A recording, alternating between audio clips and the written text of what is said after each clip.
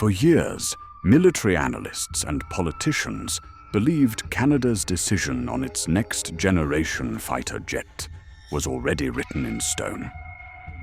The F-35, America's trillion-dollar project, was seen as the inevitable choice. It carried the prestige of US technology, the backing of NATO allies, and the weight of political influence. Every sign pointed in one direction. But when Canada's decision was finally revealed, the entire world was left stunned. Against all odds, Canada chose the Swedish Gripen over the mighty F-35. The shocking truth behind this choice was not just about aircraft performance, it was about strategy, independence, and secrets that few dared to imagine. Behind closed doors, meetings stretched deep into the night. Canadian defense officials weighed classified reports, ran countless simulations, and listened to testimonies from pilots who had flown both machines. At first glance, the F-35 appeared unbeatable. It was stealthy, it was American, and it was marketed as the future of air dominance.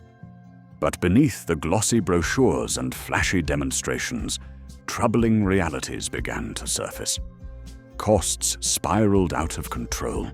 Maintenance demands were staggering. Pilots whispered of limitations in real combat scenarios, where theory did not always match reality. Meanwhile, the Gripen stood quietly in the shadows. Sweden's single-engine fighter did not boast the same hype. It lacked Hollywood glamour. But those who examined it closely began to notice something strange. The Gripen's design emphasized adaptability. It could land and take off from highways, be maintained by small teams, and upgrade quickly with software patches rather than expensive overhauls. For Canada, with its vast territories, frozen landscapes, and limited defense budget, this flexibility was more than attractive. It was essential. But there was more, something almost hidden, that changed everything. Reports emerged that during secret joint exercises, the Gripen had performed far better than expected. In simulated dogfights, it surprised even seasoned F-35 pilots. Its electronic warfare systems were so advanced that they disrupted enemy radars in ways US officials never anticipated. The Gripen didn't just compete, it exposed weaknesses. That revelation was quietly buried, but Canada had seen it. Still, the political weight of the United States loomed large. Could Canada really turn its back on its closest ally? Pentagon officials were certain that Ottawa would not dare. Yet whispers began circulating in Canadian military circles. What if the very dependence on US technology was the real trap? What if choosing the F-35 meant surrendering sovereignty over Canada's skies? After all, every F-35 was linked to American systems, requiring Washington's approval for upgrades, modifications, even certain missions. In contrast, the Gripen offered independence. Sweden promised full technology transfer, something the US would never allow. The final decision was made in secrecy. Only a handful of top officials knew the truth before the announcement. When the news broke, Pentagon insiders were said to be furious. Defense contractors were shocked. Analysts scrambled to explain how the weaker Gripen had won. But for Canada, the choice was never just about buying a jet. It was about rewriting its future. And what lay beneath that choice was a story darker and more mysterious than anyone had imagined. Because hidden in Canada's evaluation reports was a detail so explosive it could shake the defense industry. A test result, quietly classified, showed that in certain scenarios, the Gripen not only outmaneuvered the F-35, it rendered its stealth advantage useless. How? That was the question no one dared to answer openly. Some believed it was the Gripen's electronic warfare suite. Others whispered of secret upgrades provided by Sweden in cooperation with unnamed partners. Whatever the truth, Canada had seen enough to make its shocking decision. The revelation about the Gripen's hidden edge spread quietly through Canadian defense circles, but never reached the public. Officially, the government's press release spoke of cost-effectiveness, maintenance advantages, and strategic independence. But behind those diplomatic words lay something far more startling. The classified reports described how the Gripen's advanced radar and electronic warfare system had in multiple exercises made stealth aircraft visible. If that were true, the foundation of America's trillion-dollar stealth program was suddenly in question. Imagine the implications. The F-35, touted as untouchable, might no longer be invisible on the battlefield. Canada knew that admitting such a truth would cause global chaos. Defense contractors worth billions could collapse overnight. NATO's entire strategy could be thrown into doubt. So the findings were buried, marked eyes only, and locked away in secure vaults. Yet those who saw the files could not unsee them. But there was another layer of mystery. Some Canadian officials hinted that Sweden was not acting alone. Rumors swirled of quiet collaboration between Saab and nations with deep expertise in electronic warfare, countries that preferred to remain in the shadows. One name surfaced more than once: Israel. Another whispered possibility was that Sweden had access to secret Russian systems through back channels, taken from conflicts where advanced radars were deployed. The evidence was never confirmed, but the technology in Gripen's latest variant seemed almost too advanced for a small nation to achieve alone. Pentagon insiders were furious. Calls were made to Ottawa. Pressure was applied. Promises and threats both delivered. How could Canada, a close ally, betray the United States in this way? Yet Canada stood firm, knowing that the alternative meant technological dependence forever tied to Washington. One Canadian general reportedly said in a closed-door meeting, "If we choose the F-35, we fly America's jet. If we choose the Gripen, we fly Canada's jet." That single sentence captured the heart of the decision. Still, the decision carried risks. Within days of the announcement, lobbyists unleashed a storm. Articles filled with leaked information suddenly appeared in major newspapers, criticizing Gripen's limited combat history. Former pilots were quoted, warning that Canada was taking a dangerous gamble. Social media was flooded with comparisons painting the Gripen as inferior.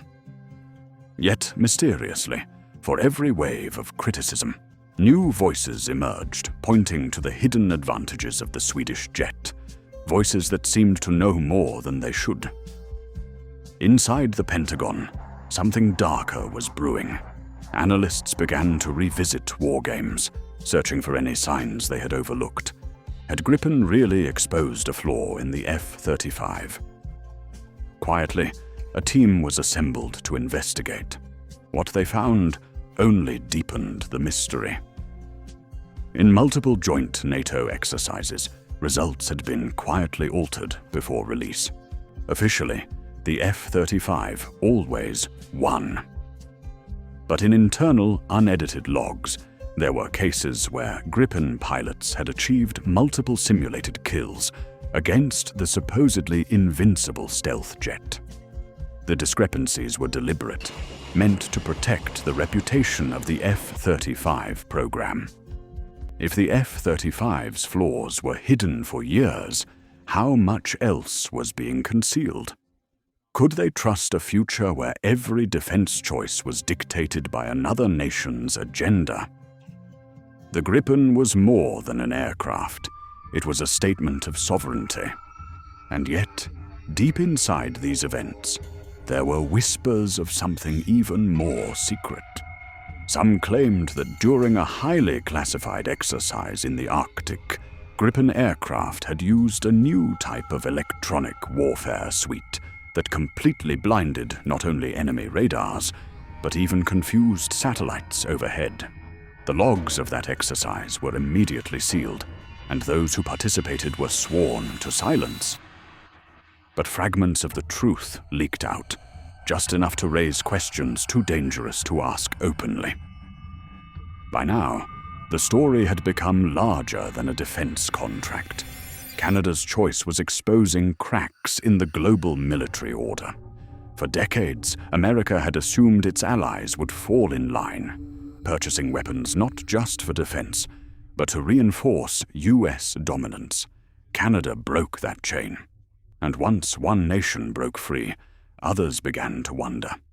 If Gripen could outshine the F-35, why were they spending billions on a jet that might not even hold its promise? The Pentagon knew the danger of this narrative spreading. A desperate effort began to reassert control. Officials hinted that Canada's decision might be reversed. Secret offers of deeper military integration were made. But Canada remained silent. Behind the scenes, its Air Force prepared for a future few understood, one where the Gripen would not just defend Canadian skies, but perhaps reveal a truth the world was not ready to face. As the dust settled on Canada's shocking decision, the world watched closely. At first, many believed the storm would pass. Surely, under enough pressure, Ottawa would backtrack and fall in line with Washington. Yet days turned into weeks, and the choice remained firm. Canada had chosen Gripen. But what no one outside the inner circle realized was that this decision had set into motion a chain of events that could alter the balance of power. In secret hangars across Canada, the first Gripens began arriving for testing. Pilots who took the controls were astonished.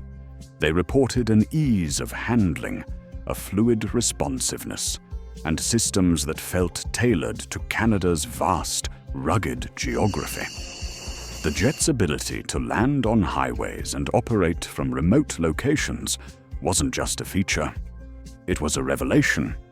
Unlike the F-35, which required long, pristine runways and an army of maintenance crews, the Gripen could survive and fight in conditions Canada knew all too well: snow, ice, and wilderness. But there was still the matter of the classified technology. Rumors continued to swirl that Canada had been promised access to software codes, weapons integration rights, and systems that no other nation had been given. Sweden had quietly agreed to full transfer of technology, a gesture of trust that the United States had never offered. This meant that, for the first time in modern history, Canada would control the destiny of its own fighter fleet. No secret backdoors, no Washington approval for upgrades, true sovereignty. Yet, there was a price for such independence. Strange incidents began to unfold. A Canadian research facility linked to Gripen testing suffered a mysterious power outage. Pilots reported unusual interference in their communications during training flights. Analysts suspected cyber intrusions targeting Canada's new defense systems. While no one admitted it openly, many believed these were covert attempts to sabotage the Gripen program before it fully took root. Inside NATO, tensions grew. Allies who had already committed to the F-35 felt uneasy. If Canada's choice proved successful, their own multi-billion-dollar investments could suddenly appear reckless. Quietly, officials from other nations reached out to Sweden, asking questions that were never meant to be public. Was it true that Gripen's electronic suite could unmask stealth? Could it really outperform the F-35 in contested skies? Sweden remained silent, neither confirming nor denying. The mystery only deepened. Meanwhile, pilots who trained on the Gripen shared cryptic observations. One described the jet as alive, adapting instantly to threats in ways that felt almost predictive. Another hinted at classified features not listed in any brochure, systems that seemed to anticipate enemy movements before they happened. These stories were dismissed as exaggerations, but they spread quickly, feeding a legend that the Gripen was more than just a fighter. It was something the world had not yet fully understood. The Pentagon could no longer ignore it. Behind closed doors, high-level meetings acknowledged a dangerous reality. If Canada's Gripen fleet demonstrated undeniable superiority, the F-35 program's credibility would collapse. Trillions of dollars, decades of development, and the very foundation of U.S. aerial dominance were at stake. Some even speculated that if the Gripen's true capabilities became known, global defense alliances could shift overnight. The US would lose not just contracts, but influence. And then came the most chilling whisper of all. A source inside Canada hinted that during one classified Arctic exercise, Gripen jets had detected and tracked objects that even NORAD's advanced radar systems had missed. These objects were not enemy aircraft, nor drones, nor anything on record. The Gripen had seen something beyond known technology. The data was quickly classified, labeled anomalous, and locked away. But the fact that Canada's new fighter could detect what the most expensive US systems could not raised unsettling questions. Was the Gripen simply a cheaper, more flexible jet? Or was it something far more disruptive? A machine that could expose truths the world was not ready for. For Canada, the answer no longer mattered. What mattered was control. For the first time in decades, the nation was free from technological dependence, free to shape its defense without another power's shadow. And so, while newspapers continued to debate costs and politics, the real story remained hidden. Canada had seen something in the Gripen that went beyond numbers.